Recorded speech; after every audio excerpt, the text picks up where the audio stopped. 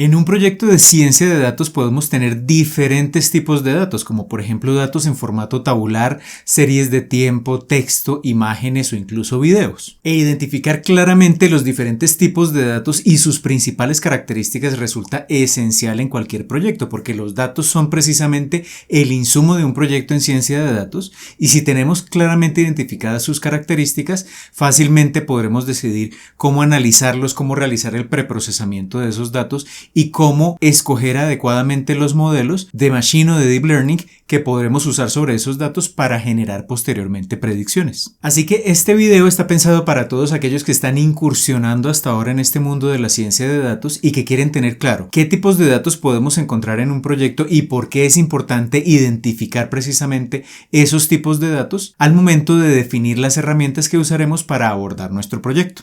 Y recuerden que si les gusta este tipo de contenido, desde ya los invito a darle un pulgar hacia arriba de me gusta a este video y a que lo compartan con todos sus amigos y conocidos, pues esto me va a ayudar un montón a seguir llevando este contenido cada vez a más y más personas. Y si aún no lo han hecho, los invito a suscribirse al canal y activar la campanita para que YouTube les notifique cada vez que publique un nuevo video. Pero antes de comenzar, los invito a visitar codificandobits.com, en donde encontrarán la academia online con cursos de inteligencia artificial, ciencia de datos y machine learning que les permitirán construir su carrera en estas áreas, y todo por una suscripción mensual de tan solo $10. Además, se podrán poner en contacto conmigo si están interesados en asesorías para el desarrollo de proyectos o cursos de formación personalizada. Así que listo, comencemos. Muy bien, comencemos entonces teniendo claros cuáles son los diferentes tipos de datos que podemos encontrar en un proyecto de ciencia de datos. Entonces, el primer tipo de dato es el más sencillo de todos, que son los datos estructurados. Como su nombre lo indica, son datos que tienen, digámoslo así, una estructura predefinida, que tienen un formato ya predefinido donde se almacena la información. Ejemplos de estos son los datos tabulares, los que están almacenados en formato de tabla, o, por ejemplo, las bases de datos relacionales, que son como un conjunto de tablas que están interconectadas a partir de cierta información. Esos son los datos estructurados. Entonces, miremos un poco más en detalle estos datos estructurados. Los datos estructurados tabulares, como su nombre lo indica, pues tenemos la información almacenada en una tabla. Esa tabla tiene unos elementos importantes, por ejemplo, para el caso de un proyecto de ciencia de datos. Generalmente, las primeras columnas se conocen como las características, los features, que si pensamos en construir, por ejemplo, un modelo de machine learning con estos datos, esas características, cada una de estas columnas sería como una de las entradas al modelo. También se conocen a veces como variables predictoras o covariables, y tendríamos una columna que es la variable a predecir. Cuando construimos un modelo de Machine Learning, lo que hace un modelo de Machine Learning es generar predicciones. Por ejemplo, en este caso, esa variable a predecir Y, esa última columna, contiene unas categorías. Entonces, dependiendo de los datos que tengamos del lado izquierdo, de las características, el modelo analiza esa información y predice la categoría a la que pertenece el dato. Por ejemplo, en este caso tenemos categoría A o categoría B. Pero esto sería un ejemplo de datos estructurados tabulares. Cada una de las filas es un dato diferente, es una característica importante de este formato de almacenamiento. Y otra característica importante es que los registros consecutivos, es decir, si analizamos dos filas consecutivas, esas dos filas son independientes, es decir, cada una representa un dato diferente. ¿Esto qué quiere decir? Que, por ejemplo, yo podría mezclar aleatoriamente las filas de la tabla y no se va a perder información, no voy a cambiar en nada el set de datos, simplemente estoy cambiando el orden, pero los datos se preservan tal cual. Esto es lo que ocurre con los datos estructurados tabulares. Un registro es independiente del otro. ¿Por qué es importante hacer esa claridad? Porque además de eso vamos a tener datos estructurados que también vienen en formato tabular, pero que ya no tienen las mismas características del ejemplo anterior. Y un ejemplo de esto son las series de tiempo. Entonces, una serie de tiempo usualmente se almacena en un formato también tabular, pero ya la tabla tiene unas características diferentes. Entonces, primero, como hablamos de series de tiempo, la serie de tiempo tiene lo que se conoce como las marcas de tiempo, que están almacenadas en una columna, que tienen información, por ejemplo, sobre la fecha, la hora, el instante de tiempo en el cual se adquirió cada registro. Siempre va a estar presente esta información en una serie de tiempo. Vamos a tener las covariables, entonces supongamos que estamos intentando pronosticar la temperatura a futuro y tenemos datos, por ejemplo, de humedad, de velocidad del viento, etcétera, etcétera. Esas serían las covariables o los features o las variables predictoras. Y tenemos el target o la variable predecir, que es, por ejemplo, la temperatura a futuro. Entonces, acá tenemos una serie de tiempo, pareciera tener las mismas características de una serie en formato tabular.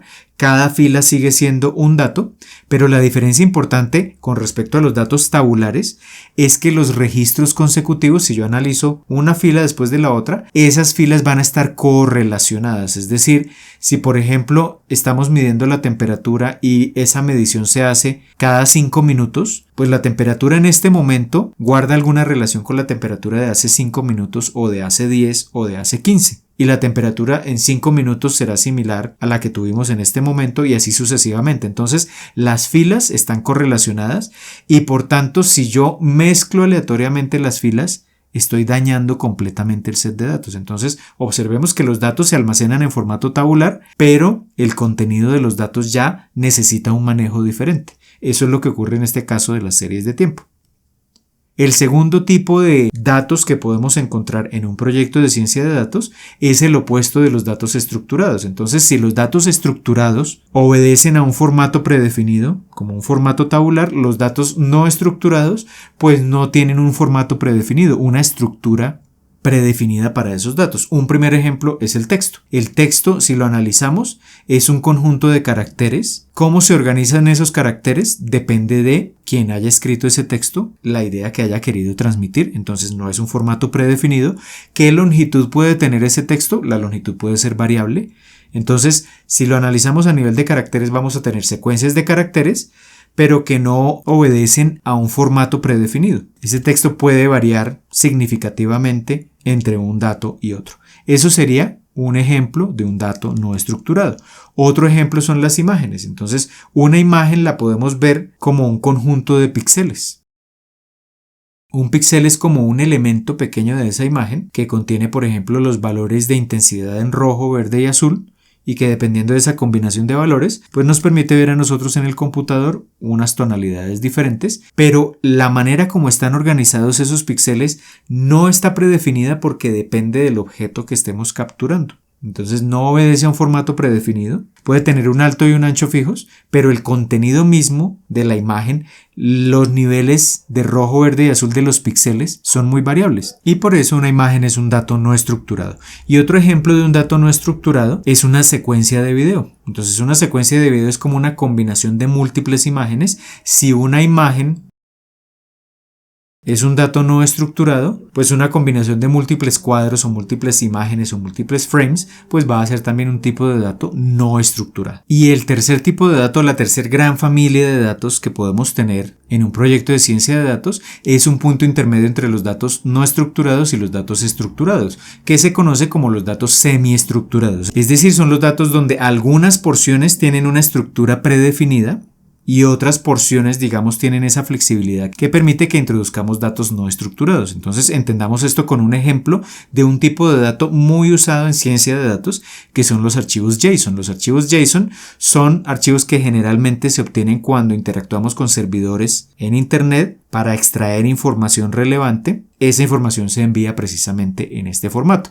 Entonces, acá tenemos un ejemplo de un archivo JSON. Es como si fuese un archivo de texto, pero ese archivo de texto tiene un formato predefinido hasta cierto punto. Entonces, por ejemplo, lo que estoy señalando acá en azul son unos campos que siempre van a estar presentes en ese archivo JSON, y como siempre van a estar presentes, el archivo JSON siempre va a tener, digamos, este formato de encabezados y por tanto nos referimos a estos campos como campos estructurados. Siempre va a haber un ID del cliente, un nombre, una edad, un correo, un campo que se llama compras, un campo que se llama producto, precio y fecha. Y por tanto, como este formato se mantiene, tenemos un componente estructurado. Pero si ahora analizamos lo que ocurre dentro de los diferentes campos, por ejemplo en el campo nombre, podemos tener diferentes nombres. Acá no estamos limitando la cadena de caracteres que tiene que aparecer en nombre. El correo electrónico lo mismo, puede ser una cadena de caracteres diferente en cada caso. El tipo de producto también. Ahí tenemos texto, entonces esos campos son no estructurados. Entonces acá tenemos un tipo de dato donde estamos combinando los dos mundos de los datos estructurados y los datos no estructurados. Y ya teniendo claros cuáles son los tipos de datos que podemos tener en un proyecto de ciencia de datos, en este punto ya podemos entender por qué es importante saber cuando abordemos un proyecto de ciencia de datos con qué tipo de datos estamos trabajando.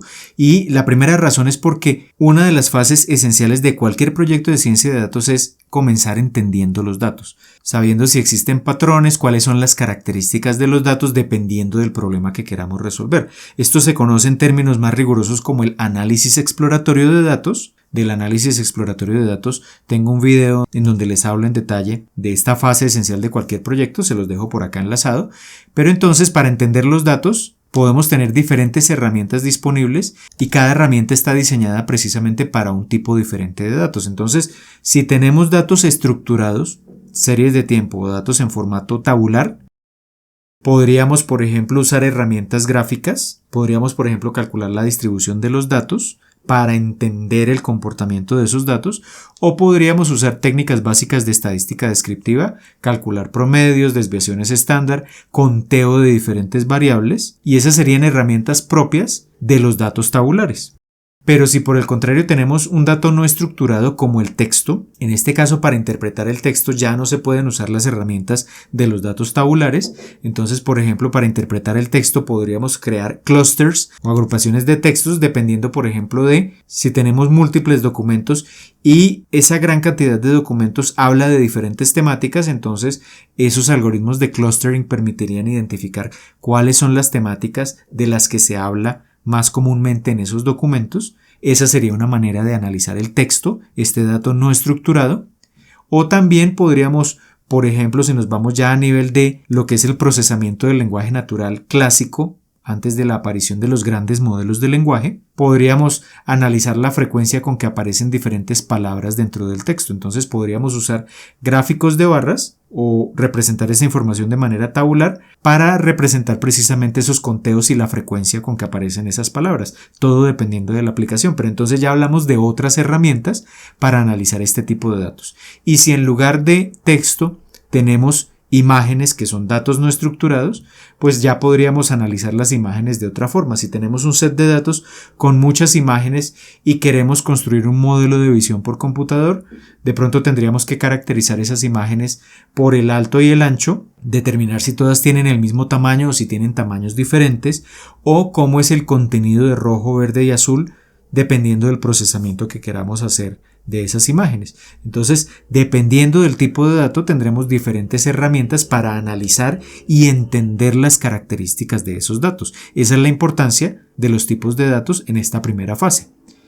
Una segunda fase donde es importante entender qué tipo de datos tenemos es para preprocesar los datos. Entonces, esta es una fase que es posterior al análisis exploratorio. Cuando hablamos de preprocesar los datos es que queremos llevar esos datos a un modelo, por ejemplo, predictivo, un modelo de machine learning, a una red neuronal, pero tenemos que hacer un procesamiento previo de los datos, es decir, un preprocesamiento, para que el modelo pueda extraer información relevante de esos datos y pueda generar predicciones adecuadas.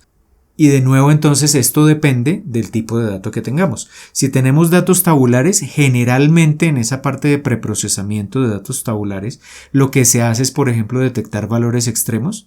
Entonces, si analizamos este valor de 108.4 en esa columna, vemos que es un valor que está muy por encima de la gran mayoría de los valores, es un valor extremo. Entonces, hay técnicas que están diseñadas para analizar estos datos tabulares y detectar esos valores extremos. O por ejemplo, hay situaciones en las cuales algunas celdas están vacías. Eso se conoce como datos faltantes. Entonces también hay técnicas diseñadas para datos tabulares donde podemos realizar ese manejo de datos faltantes. Pero por ejemplo, si hablamos de texto, ya el preprocesamiento es totalmente diferente. Si queremos llevar ese texto, por ejemplo, a un modelo de lenguaje, o implementar algún agente de inteligencia artificial o un sistema que sea capaz de consultar información en un documento, eso se conoce como sistemas RAG, R-A-G, de los cuales también les hablo en un video que les dejo por acá enlazado, pues ya ese texto yo no se lo puedo presentar en bruto al modelo, en formato de caracteres, tal como lo vemos los seres humanos. Ahí se tienen que llevar a cabo procesos de tokenización o de generación de embeddings. Entonces un embedding, también de los embeddings hablo en un video que les dejo por acá enlazado, es una representación vectorial del texto, es decir, tomamos porciones de texto y el significado de ese texto se codifica como una cadena de números, un vector, eso se conoce como un embedding. O si hablamos de imágenes, en el caso de las imágenes, muchas veces si queremos llevarlas a un modelo, por ejemplo como una red convolucional, que es lo que se usa al momento de implementar sistemas de visión por computador, se tiene que garantizar que la imagen tenga un tamaño específico para el cual fue diseñada esa red convolucional. Entonces, por ejemplo, una fase de preprocesamiento podría ser redimensionar la imagen al tamaño adecuado o que la escala de los píxeles esté en un cierto rango de valores. Esa podría ser otra fase de preprocesamiento. Entonces, nuevamente, dependiendo del tipo de dato que estemos usando en nuestro proyecto, tendremos a disposición diferentes técnicas para realizar ese preprocesamiento. Y una tercera fase donde es importante tener claro el tipo de dato que estamos usando en nuestro proyecto es cuando ya vamos a construir modelos. Entonces, cuando queremos generar predicciones con modelos de machine learning, con redes neuronales, etcétera, etcétera, dependiendo del tipo de dato que tengamos, podremos usar ciertos tipos de modelos. Entonces, si tenemos datos tabulares, por ejemplo, generalmente podemos usar modelos de machine learning clásico, como por ejemplo árboles de decisión, bosques aleatorios, máquinas de soporte vectorial. De todos estos tipos de modelos también hablo en videos que tengo acá en el canal, o dependiendo también de esos datos, podríamos incluso usar redes neuronales, que también van a encontrar ustedes videos acá en el canal. Y esto para el caso de datos tabulares. Pero si tenemos datos más complejos, como los datos no estructurados, por ejemplo el texto, ya un modelo clásico de machine learning o una red neuronal convencional no puede procesar el texto. Entonces ahí tenemos que usar modelos más sofisticados que hacen parte de lo que se conoce como el deep learning. Un tipo de modelo son las redes LSTM y los modelos más usados en la actualidad para procesar textos son las redes Transformer, que son la base de los grandes modelos de lenguaje. Pero por ejemplo, si tenemos datos no estructurados que no son textos sino que son imágenes, en ese caso tenemos que usar otro tipo de modelos, que no son modelos de machine learning clásicos, sino que son por ejemplo las redes convolucionales, y recientemente también las redes Transformer se han comenzado a usar para procesar y para extraer información relevante de este tipo de imágenes. Entonces, dependiendo nuevamente del tipo de dato, tendremos diferentes modelos a disposición cuando estemos desarrollando un proyecto de ciencia de datos.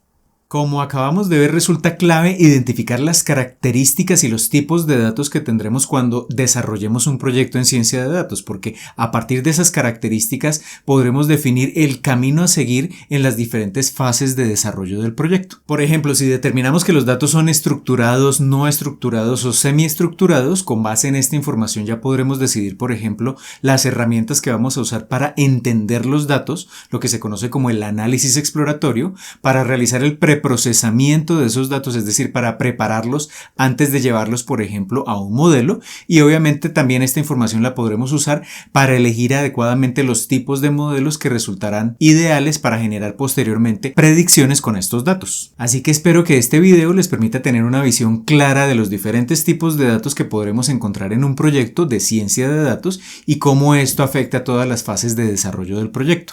Recuerden que si tienen alguna duda de lo que acabamos de ver en este video, la pueden dejar abajo en los comentarios. Así que por ahora esto es todo, les envío un saludo y nos vemos en un próximo video.